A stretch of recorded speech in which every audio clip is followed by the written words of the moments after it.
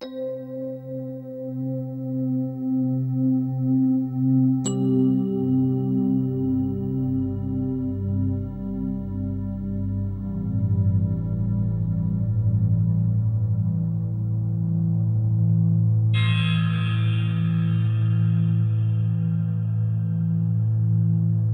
the beginning, not yet form, not yet time, not yet story, darkness, nothing, breath across chaos, word. Then God said,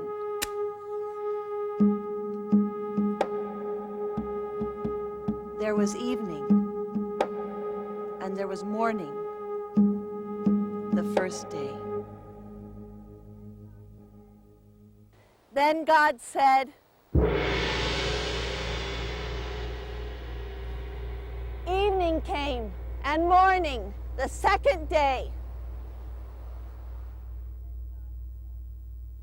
Then God said,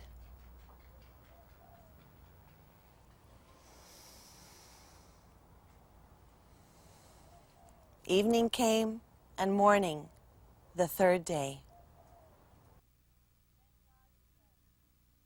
Then God said,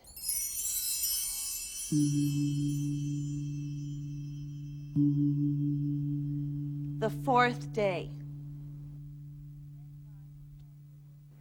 Then God said,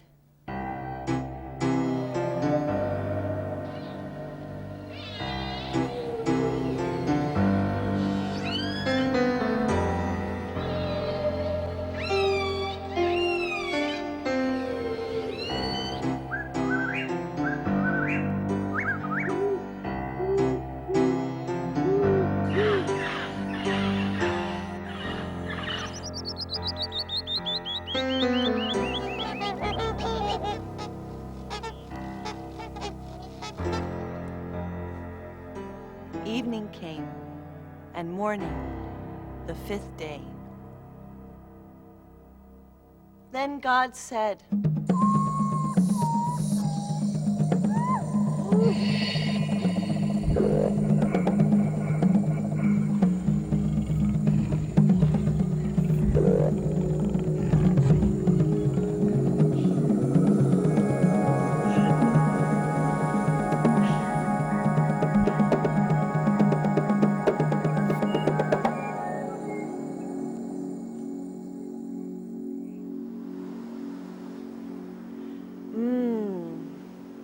this is good.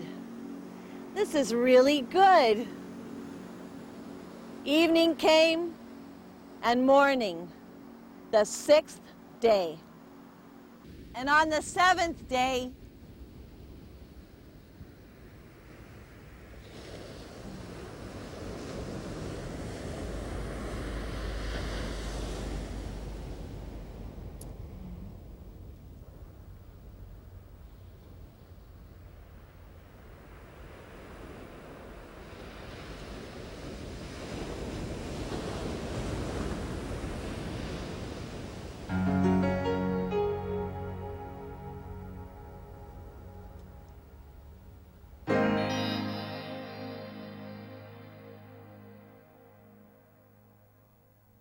In the 9th generation after Adam and Eve, God considered the world he had made.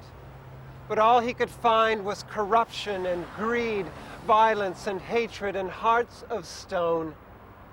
And God grieved. I'm sorry I made man. I'm sorry I made woman. I'm sorry I made mammals. I'm sorry I made reptiles. I'm sorry I made insects. I'm sorry I made swamps. I'm sorry I made... But before God could finish this rather depressing litany, he noticed something. There amid all the sorry spectacle of human depravity, there was one good human. And that human's name was Noah. The time has come to wash my creation clean. I will make a great flood to cover the earth, and every living thing will perish, except those whom I choose to save. Therefore, Noah, this is what you must do. Make an ark 300 cubits long, line it with pitch inside and out, cover it with a roof. And build it well, for it must endure what no ship has ever endured. Noah did as God commanded, and the ark was built. Well, it was just about the funniest thing people in those parts had ever seen. This huge boat parked in the middle of dry land, miles and miles from the nearest beach. Noah's Folly, they called it.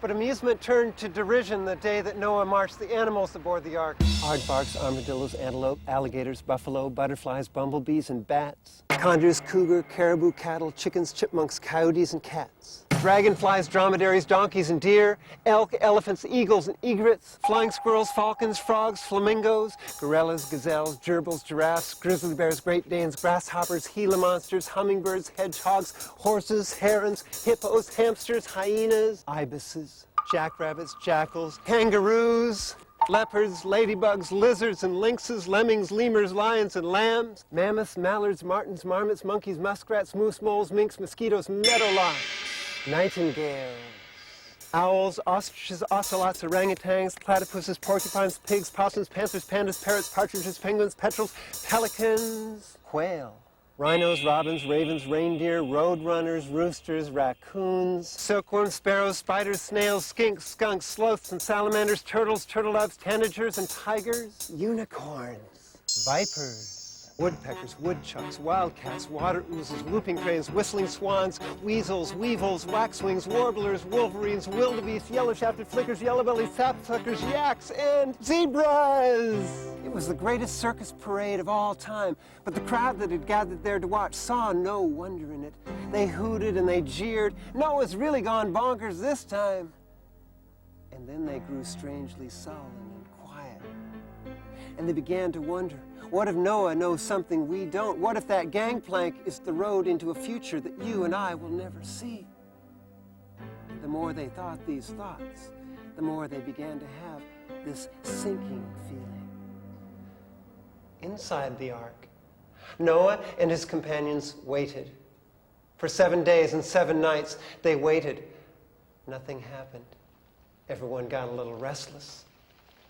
Then Noah said, "Shh. Listen." Then the windows of the sky opened and all the waters of heaven poured down upon the earth. For 40 days and 40 nights, it rained a terrible rain. The seas and lakes and rivers overflowed their appointed boundaries and covered the earth like the return of primeval chaos. And when the raging flood reached the ark, it lifted that great vessel off of the land, bearing it higher and higher and higher until it was sailing among the peaks of the tallest mountains. Higher still the waters rose until even the mountains were submerged. And the ark was alone on an empty sea.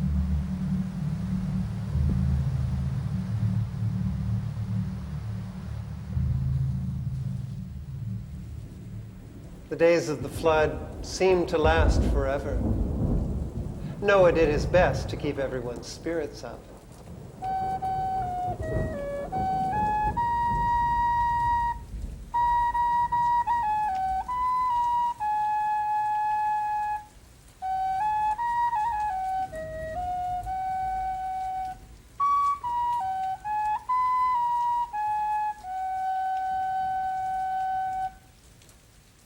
As the days and weeks dragged on, the high spirits began to fail. For one thing, with all those animals cramped together in such close quarters, you can imagine what that ark smelled like. In fact, the only thing that made it possible to bear the stench inside the ark was the fury of the flood outside. But what weighed upon them most heavily was not discomfort, but grief. They had lost their world. The only home left to them was this tiny speck of wood adrift on the surface of an endless sea. If God should happen to forget them, surely they would sink beneath the waves and fall into nothingness. Oh, my ship, it is so little, lost upon this angry sea. Oh, I surely would be sinking if you did not rescue me. Then one day, the ark struck something solid. It had run aground in shallow water. So Noah opened the hatch and sent out a dove to see if the flood had subsided. The dove flew all day but could find no place to land, and so it returned to the ark at sunset. Noah waited 7 days. Then he sent the dove out again. And this time, the dove returned with an olive branch in its beak. Somewhere out there was life and dry land. Noah sent the dove out a third time. The dove never returned. The flood was over. The great doors of the ark swung open, and sunlight poured into the shadowy hull like a sudden blaze of fire. And with the light came the astonishing fragrance of spring, as lilac and sage and wild rose called back to life the sleeping senses of every creature. For a moment, everyone hesitated, dazzled by sensation. Then life just broke loose and poured out of that ark as paws and claws and hooves and feet leapt onto the green earth. Then Noah built an altar and made a thank offering to God. And God made this promise to Noah. Never again, I say, never again will I curse the earth. And this will be the sign of my promise.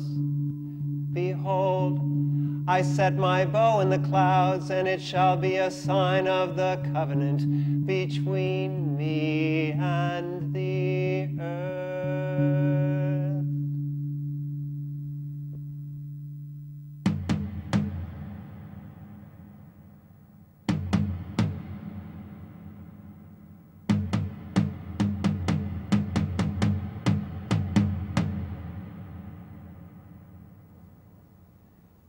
My mother used to say that I filled the house with laughter when I was growing up. Maybe so.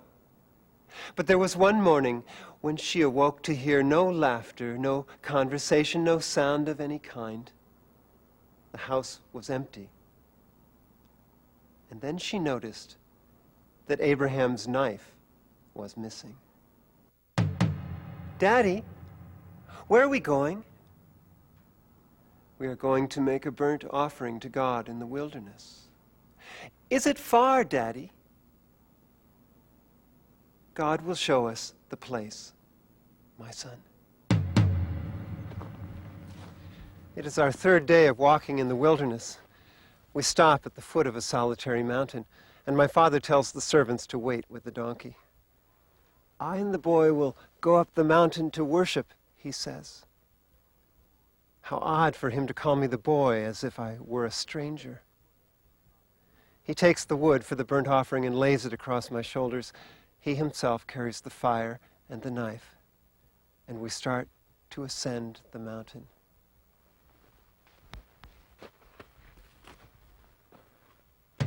Daddy, I am here, my son.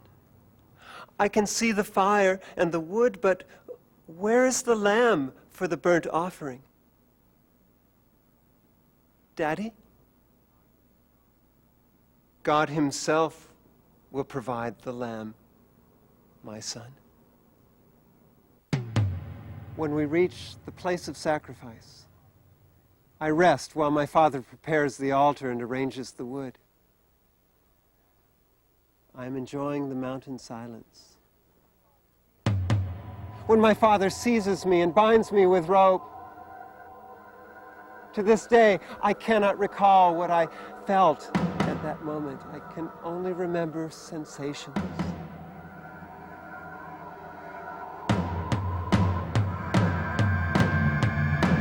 And the voice. Did I really hear it? Or am I just remembering my father's account of it? Abraham, Abraham! Here am I, he says, like a sleepwalker startled. Do not harm the child, For now I know that you fear God, seeing you have not withheld your son, your only son, from me. As my father lifts me from the altar, he sees a ram caught by its horns in a thicket. God provides, he says, and lays the ram on the altar in my place. From this moment on, my people will know that God is not worshipped with the shedding of human blood. There is one more thing to tell, although it puzzles me still. As I lay upon that altar, these words came to me. If God is in the knife, God is on the altar. I suppose I stand before you as proof of a happy ending. But tell me, does a happy ending remove the terror that lies undigested within the heart of my story? I am an old man now, but I can still feel the weight of God's hand pressing me down upon that altar stone, down into that pit from which no one returns. I tell you this, that you may not forget that there is something unbearable in God, a terrible region which we may not pass by, but must pass through. Every time I tell my story, the darkness returns. I shout, "No!" My heart sinks within me. And yet, I live. As the story says, God provides.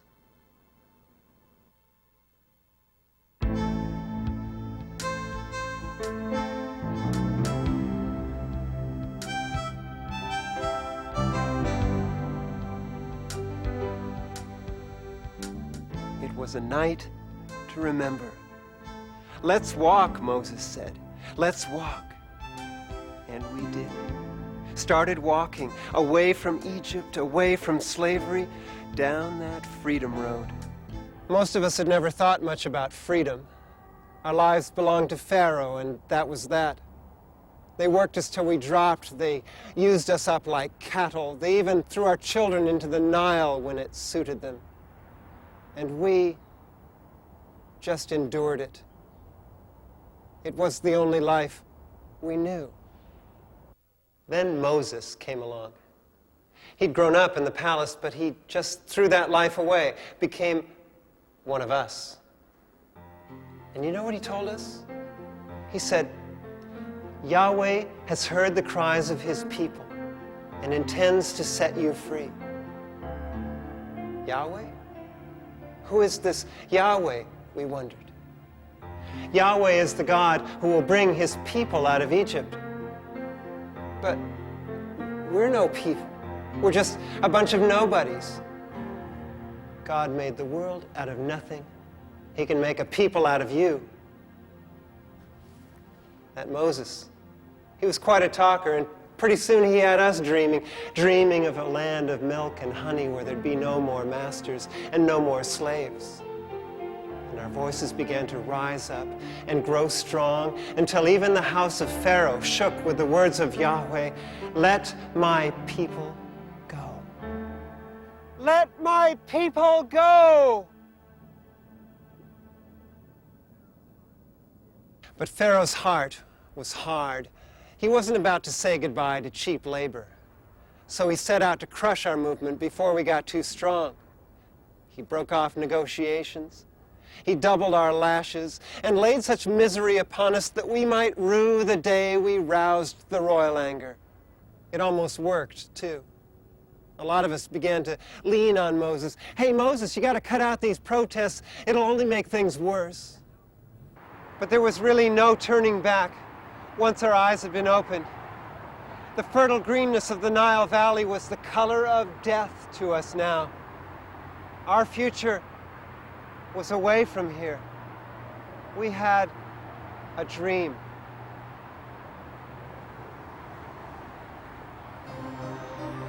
It was a terrible struggle. Plagues and disease fell like judgment upon Pharaoh's hard heart. More than once he wavered and said we could go free, but then he'd always change his mind. But every time that Pharaoh said no, he drove another nail into Egypt's coffin. The Nile turned to blood, and there was weeping and wailing behind every door.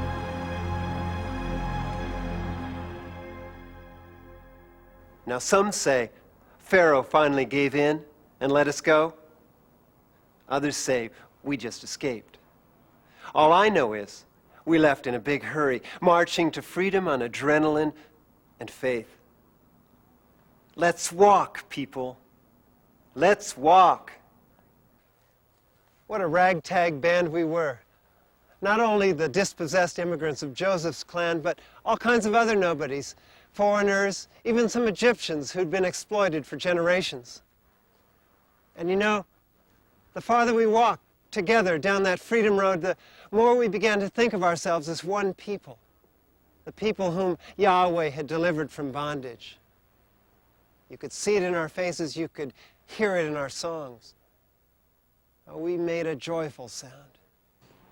If you miss me in Egypt, you can't find me nowhere. Oh, come on out to the wilderness. We'll be marching out there. We'll be marching out there. We'll be marching out there. Oh, come on out to the wilderness. We'll be marching out there.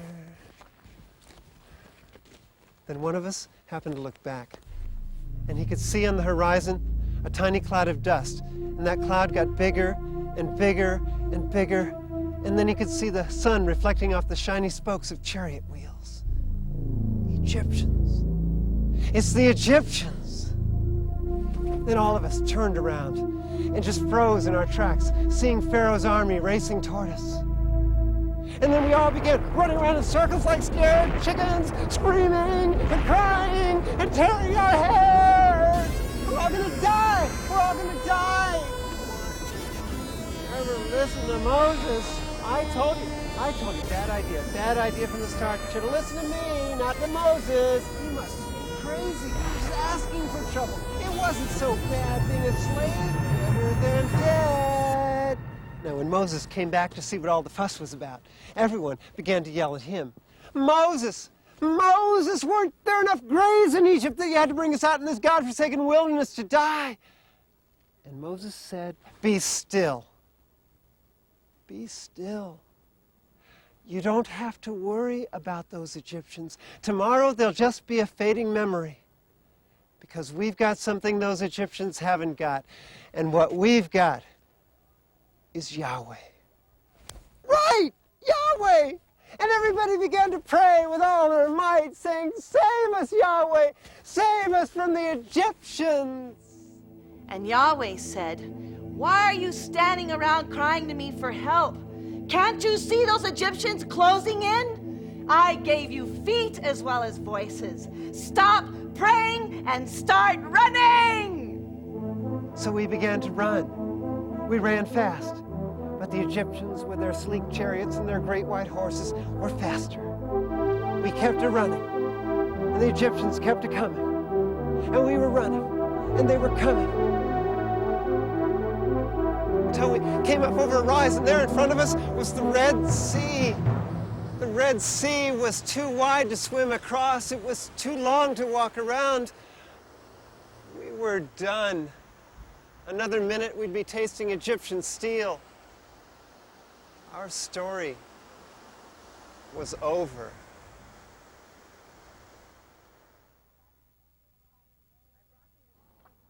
I brought them to the Sea of Possibility, and all they saw was a dead end. Just when you think the story's over, that's when I come in.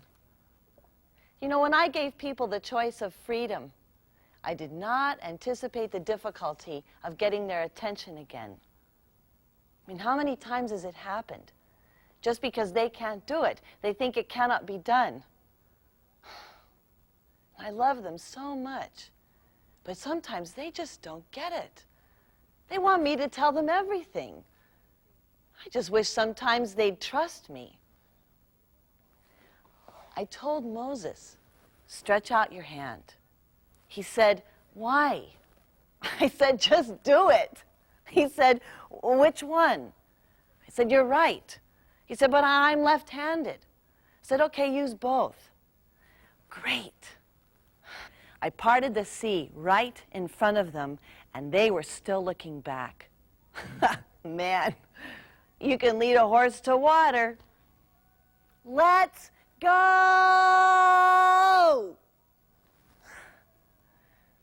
You know, there are a lot of ways of sending messages. Some people crossed because they were being chased. And some people crossed because they wanted to get to the other side. And then there were those who said, let's do it for this story.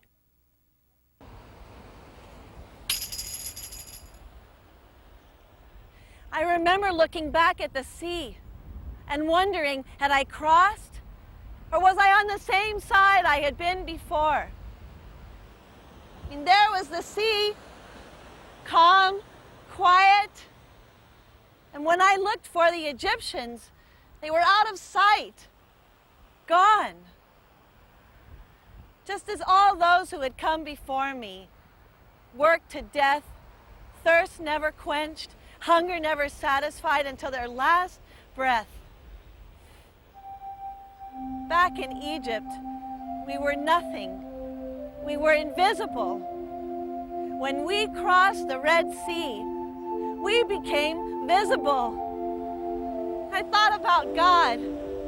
In the beginning, when God parted the waters and made the earth, when God parted the Red Sea, God made us a new people, reborn.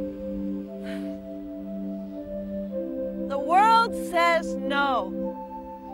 The power of God is yes.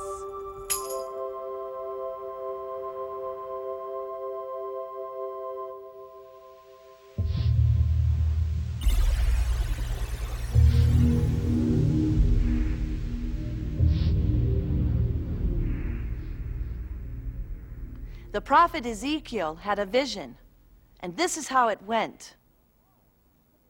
The Lord put his hand on me and picked me up and carried me across to a great valley. A huge moon shone down, and everywhere I looked, I saw bones, human bones, across that whole great valley, bones shining in the moonlight. And the Lord said to me, "Child of earth, can these bones live?" And I said, "Lord, only you can say." And he said, "Prophesy to these bones."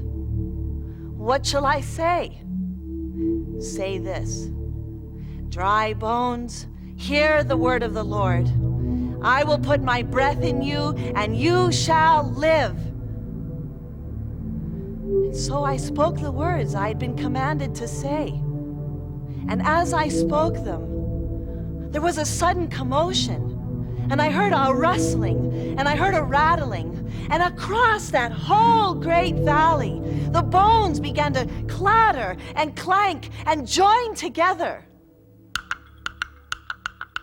The toe bone connected to the foot bone connected to the ankle bone connected to the knee bone connected to the thigh bone connected to the hip bone connected to the backbone connected to the shoulder bone connected to the neck bone connected to the head bone. Now hear the word of the Lord. Them bones gonna rise again. Them bones gonna rise again. Them bones gonna rise again. Now hear the word of the Lord. Them bones gonna walk around. Them bones gonna walk around. Them bones gonna walk around. Now hear the word of the Lord.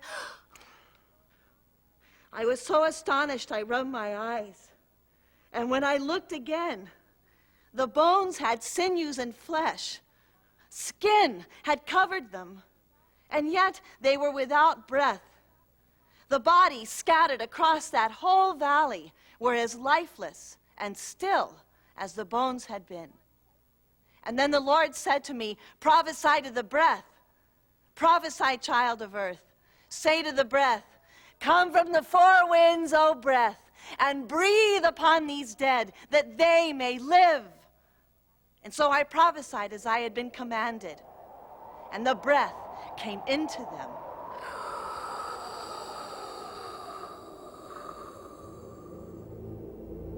And they all began to rise up and stand upon their feet from one side of the valley to the other. And the Lord said to me, behold, these are they who said, our bones are dried up, our hope is lost. Therefore say to them these words of mine. I am going to open your graves, O my people. I am going to open your graves and raise you up. I will put my breath in you, and you shall live. I will bring you back from the places of exile. I will give you a home of your own, and you will know that I, your God, have done this. And you will know that I, your God, am a keeper of promises.